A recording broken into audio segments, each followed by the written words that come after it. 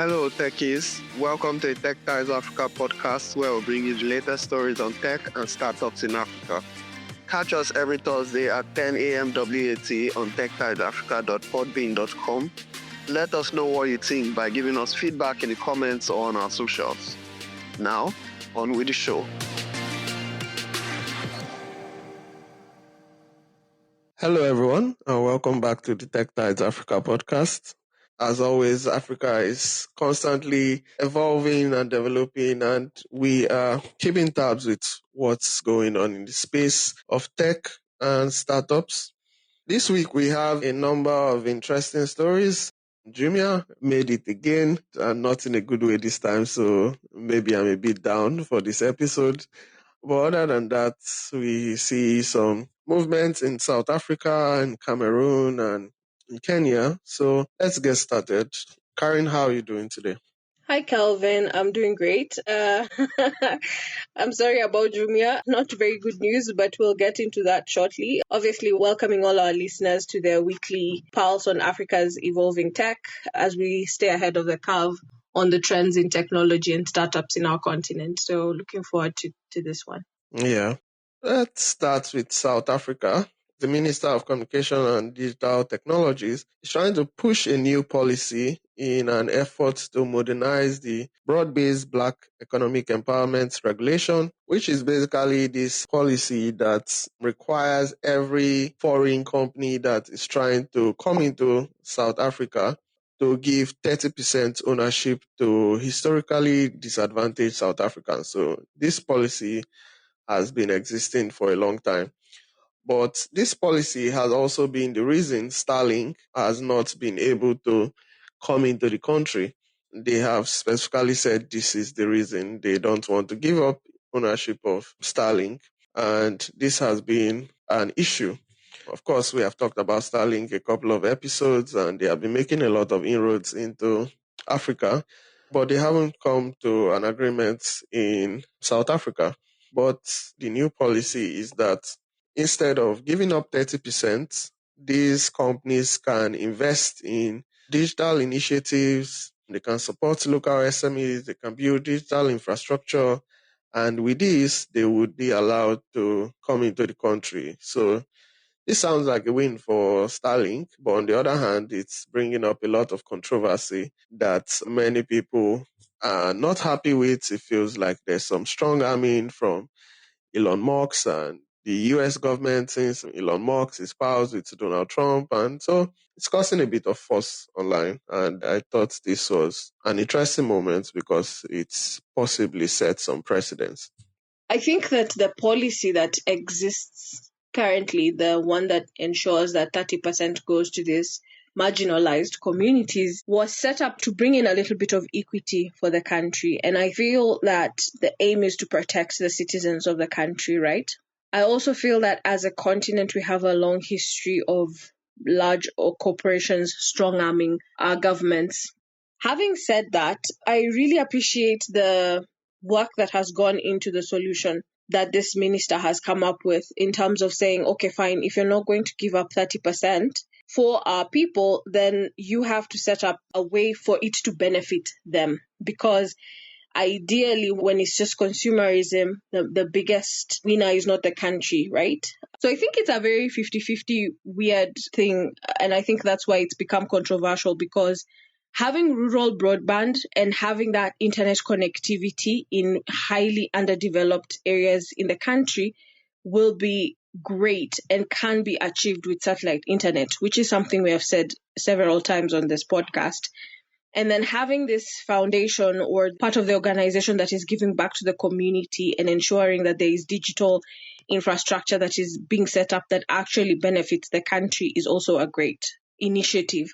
Now, whether or not it is worth the sacrifice of the 30% for these marginalized spaces, it's something that we will have to wait and see, right? But hopefully it is that this digital infrastructure is coming to assist these very marginalized communities that were supposed to benefit from the 30% of the company. So I feel that it's a creative idea. It will benefit the country in a lot of ways.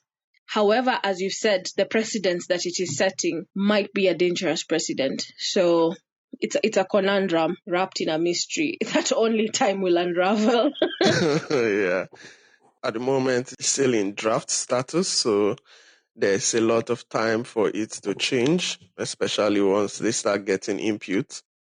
At least the 30% is like clearly defined. It's a figure that you can work with. And I feel like with this alternative that they are suggesting or trying to push, there should also be some definition around it. What does the investment mean? Do I just need to set up a training program to train 100 people? Does that suffice as an investment in the community? I think they also need to do definitions like that so that it's well defined and then you don't get too many loopholes. Also, on the other hand, I did think that 30% was a bit much. I think there's also another Southern African country that has the same policy we touched on recently that Starlink also got into. I can't remember them now from the top of my head, but they had the same policy and then they found a way to work it out for Starlink. I think it's also a similar route they went through. I believe this policy still needs a lot more work, still needs some more detail, especially in terms of what qualifies as an investment into South Africa's digital transformation goals. Yeah, I think it was Lesotho, if I'm not wrong. Yeah.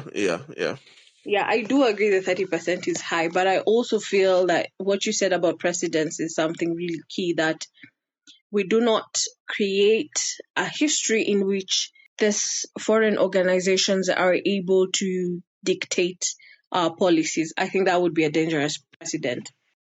All right. Still on policy, right? There is a new tax bill that could hit African immigrants really hard. There's a proposed tax bill under Donald Trump's campaign agenda that could increase the remittance fees for African migrants who are sending money home, which is quite a huge amount. For example, in 2023, Sub-Saharan Africa received 54 billion in remittances, and any increase in fees is going to reduce household incomes. It's going to hurt local economies. We have a lot of small businesses, a lot of real estate in Africa that is financed by the diaspora, and this is going to be a bit of a hit on them. We're also seeing that it may hit or it will hit our fintech startups because there are certain things that they're going to be expected to do. One of them being to check the immigration status of senders and to apply tax credit mechanisms for US citizens, which is increasing these fintechs' compliance burdens, their operational costs as they facilitate these transactions. And we have companies that we have been talking about here on the podcast for a while, things like MoneyPoint, Lemfi, that have been crucial in enabling this cross-continental transactions to happen. Yeah, like you said, remittances make up a large amount of the GDP for Africa. And in 2024, African countries received $90 billion in remittances. So it's quite a significant amount. You put 5% on that, and I mean, you can do the numbers yourself. So it's going to be challenging if this policy passes. It's going to be challenging for those in the diaspora because, I mean, any African that finds their way to the West is always thinking about how do I send money back. It's kind of something that's ingrained in a lot of Africans. And so it's going to be a challenge because before, maybe you would send $100 and maybe the charge was 1% of that. So maybe you could send $100 plus the charge. So the family at home gets $100. But now with the 5% for every $100, that's $5 that's gone off the top. And that is besides processing fees and things like that. So before it gets to your loved ones back in Africa, it's something like $90 or maybe less. Of course, it's a challenge, but on the other hand, it's for startups like MoneyPoint that have created these products to help with remittance. Now they have to think about compliance and now integrating this new policy into their framework. So that's a lot of development efforts, that's a lot of compliance efforts. It is a significant policy that could reduce the amount of remittances that come back. And obviously, we know these remittances are used for a lot of developmental projects, real estate, like you mentioned, and things like that. So it's definitely one that would affect the African economy. What I don't know is how much of an effect that will be off the top. It reduces the amount of money that's coming in. But what does that mean for the African diaspora? Do they start to look for greener pastures, maybe start to explore other countries outside of the US? Yeah, it's definitely one that would take some time to see how it plays out, really. Yeah, 100%. I agree with you. I think that more and more the US is becoming a bit rough on people from other continents, for migrants to the country. So perhaps it will be an opportunity for Africans to look for other spaces. I know that spaces like Europe are opening up. They are having shortage of human resource and young populations, which makes Africa a really great space to export its skills. So definitely something to see how it will have an effect probably in the next 5 years or so. So yeah, we definitely have our eyes opened to that, and also to see how the fintechs and startups that are in the middle of all this will respond. Yeah. At the moment, the bill hasn't been passed yet, so there's still a lot of time for it to get shut down. But in the meantime, we'll see how it goes. Moving on to Jumia. So Jumia has lost its largest institutional investor, Bailey Gifford. Not too sure about the pronunciation, but this has been one of the largest, if not the largest, investor in Jumia. And they had initially 18 million shares, but over the last couple of years, they have been dumping their shares. Last year, they dropped about 7.4% in November and 9.2% in January. And they have just finally, over the last couple of months, dropped all of their shares. Obviously, Jumia has been on a decline on the US stock market for a long time now. When the largest investor dumps your stock, it starts to make other investors do the same as well. And you start to wonder, even with all these cuts, even with all of the optimization that Jumia is doing in recent times, it seems like it's not enough for some investors to stay. And yeah, at least in terms of Bailey Gifford, maybe they don't think Jumia will make it. And that is sad for me because I do want Jumia to succeed. I've constantly said that on the podcast. I'm not sure how other large investors in Jumia would respond to this. To be honest with you, it's not shocking because, as you've said, they have been slowly dumping their shares over the past few years. We also saw Rocket Internet and MTN Group exit from Jumia, and we obviously know that Jumia has been trying to become profitable. So this is definitely, in my point of view, a slap in the face when your biggest investor just dumps everything completely and exits. However, they still have some big names on their roster: JP Morgan, Goldman Sachs, Morgan Stanley, Citi. All these are big names, and they're still steady on their rosters. Although each of them has reduced their position, but they are still steady. So there's still hope. I do believe that this move has already created a little bit more pressure for the company, because now they're going to have to fast track their cost cutting initiatives, their pivoting strategies, exploring potential buyout partners. So it's definitely going to add a bit of pressure for them, but we are rooting for them as one of the largest e-commerce companies in the continent. And we are hoping that we can see some good news coming up. But I do believe that we will see them become profitable. And once that happens, then the roster of investors will go back up. I think that's the hope. that at some point e-commerce would become profitable, at least e-commerce at scale becomes profitable, because you know that there is going to be huge opportunity down the line once this space is figured out, especially with logistics.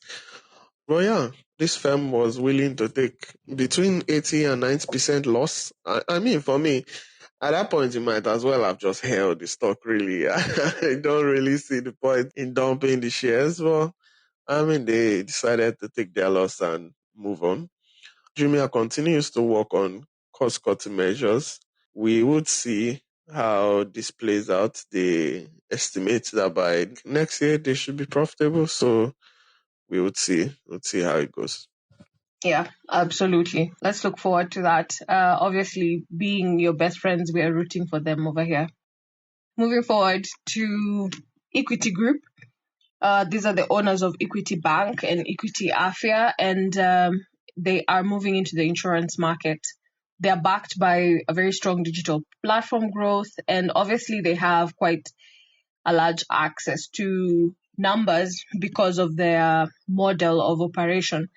And so they are looking forward to venturing into the health insurance by acquiring a subsidiary license, which shows their ambition for a more comprehensive financial services suite. If they are approved, then this is going to be a new arm to their already very robust portfolio. They're in banking, they're in technology, they have a foundation. They're also in healthcare. They have a bunch of clinics called Equity Afia. So I want to hear your thoughts in terms of a group that has this kind of portfolio. It started as a bank and now we're seeing them branch out into all manner of other spaces. Do you think this is a trend that we're going to continue seeing? I'd like to hear your thoughts. So for me, insurance is an interesting one, especially in Nigerians. Insurance is not really that active in terms of like people pay out of pocket for most things, including healthcare. That's also something I said that I would ask you about, like the culture with insurance in Kenya, because in Nigeria, it's not something we do. I know we do like vehicle insurance, but that's kind of required for police checking your documents and things like that. Most Nigerians, if they have an accident or someone hits them, they just go to the mechanic and they have to pay for it, and that's that. Same thing with healthcare. You go to the hospital, they tell you the bills, you pay for it. Now there are certain organizations like the military people, they have the insurance that gives them discounts on things like drugs, medication, and things like that. But other than those like organizations or certain private companies, like these really big private companies, and we have seen even some startups in Nigeria also offer like health insurance benefits to their employees, but it's not like a common thing. Then I'm saying this in Kenya, this group, they already have a life insurance arm and then general insurance portfolio, and now they are thinking about health. So it's not really something that I would understand as a Nigerian, because it doesn't work like that in Nigeria. But yeah, quite interesting. I don't think it will become a trend because it's like a really big company and they have a lot of leeway and a lot of resources to actually make moves like this. But from my own point of view, looking in, it's quite interesting to see that, okay, this insurance culture is not the same across Africa, and a big company like this is looking at insurance as a way to improve their portfolio. Okay. So in Kenya, insurance is quite big, which has kind of shocked me because any corporate in Kenya will usually give you health insurance. So if you're an employee, you will have health insurance. It's one of the benefits that employees in Kenya expect from their employer. Unless you're working for an SME, a small business, where obviously they may not be able to afford insurance, even our government has an insurance policy where all employees, whether you are in a small business or a startup or a corporate, are expected to contribute. And so when you go to hospital, they will pay for at least your bed if you are inpatient. And then private insurances will normally pay for your medical bills. So for example, when I was working in banking, I would enter a hospital and spend nothing because I have my insurance card. Same for most employees in the country. So that's a bit of a shock for me.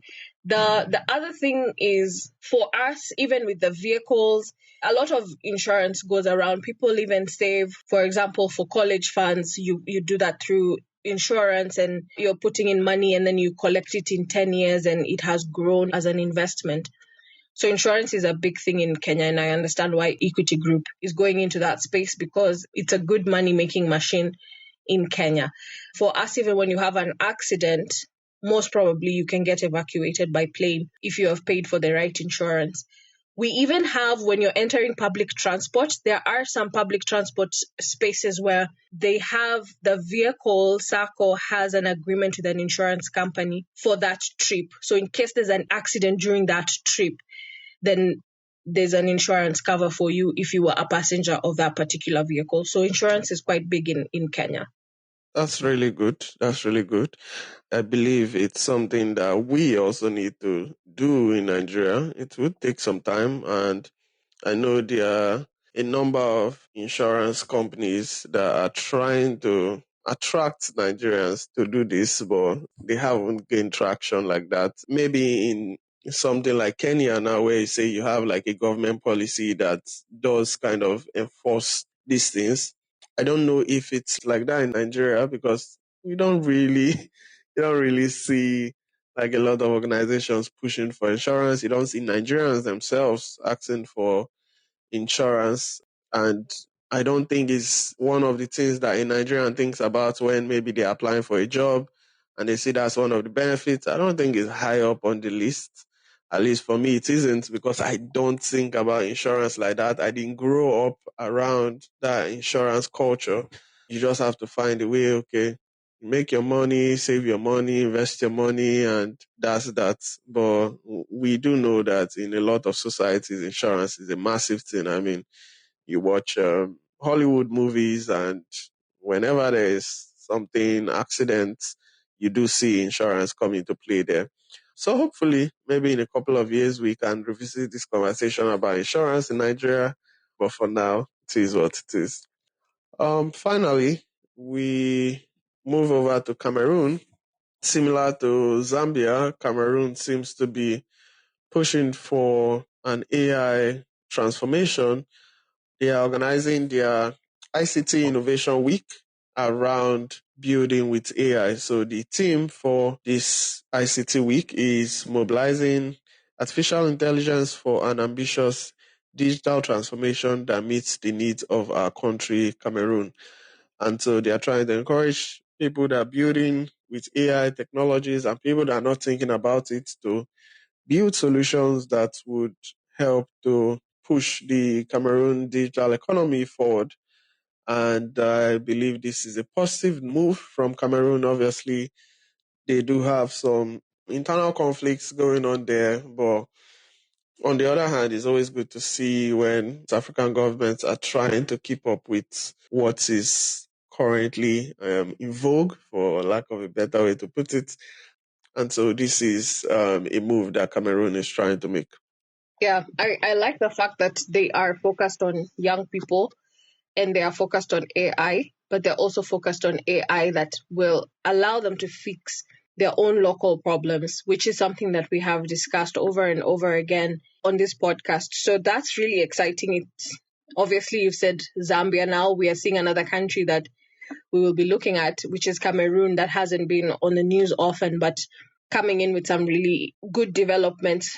So I think we don't want to be left behind with the AI revolution, which is something that their government spokesperson said.